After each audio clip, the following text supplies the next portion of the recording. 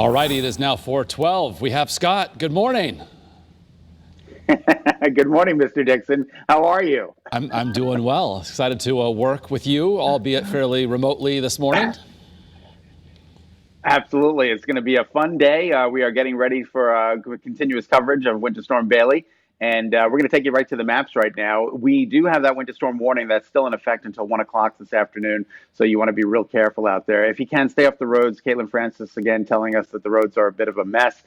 Not a good scenario this morning. I'm looking out my window here. The plows are out there doing the best job. But I got to tell you, Mark, I mean, we at least a foot here in the greater Hartford area in the west end of Hartford. So that winter storm warning does continue.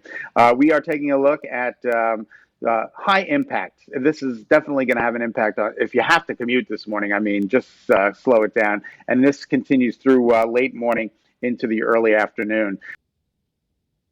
The potential for a 24-hour snow record if we do get more than 12.5 inches of snow at Bradley within a 12-hour time period. We will move into either the third or the second place. So we just have to wait and see what the totals are.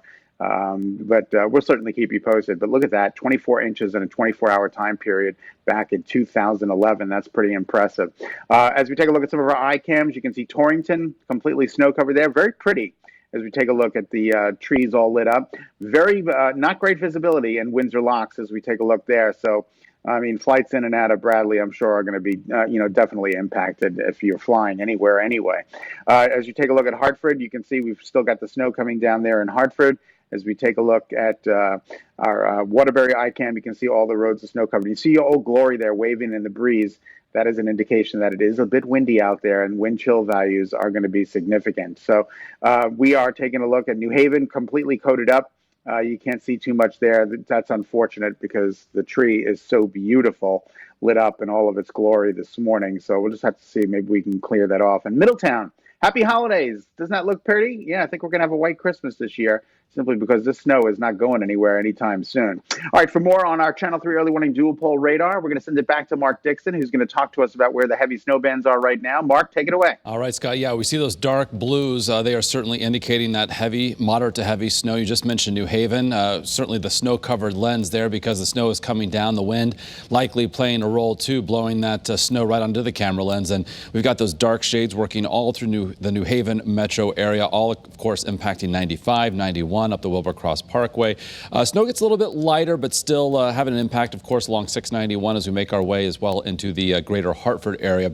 Bands or rounds of moderate to heavy snow. You see that darker blue band from Windsor Locks through Ellington to Tolland.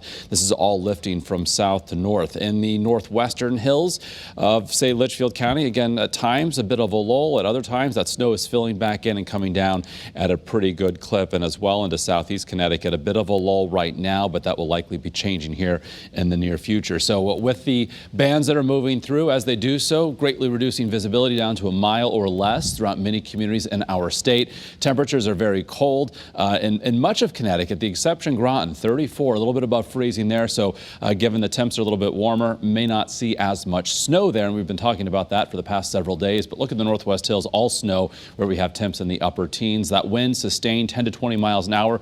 Northeasterly Groton right now, sustained wind 24, so that's making that 34-degree temperature feel like 22. Feels like lower single digits in the Northwest Hills currently, 12 Hartford, 15 right now in New Haven.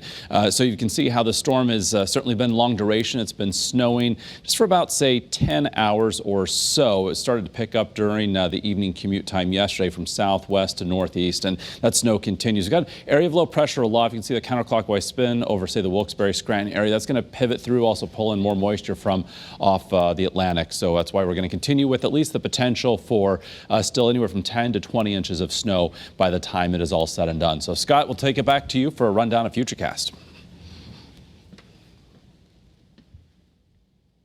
This morning, as you can see, it's still snowing here in the state. As we advance the maps, things start to dissipate late morning into the early afternoon.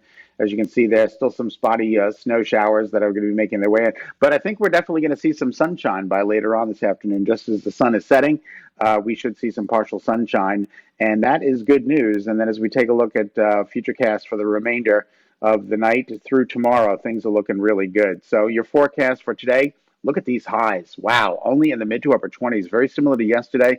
Morning snow with afternoon clearing. It's going to be a windy day today. And then your 7-day forecast includes much better weather tomorrow, but still cold. And then we got to talk about another brutal force of cold air coming in for Friday night into Saturday, 5. That's dangerously cold. Some towns are going to be near 0.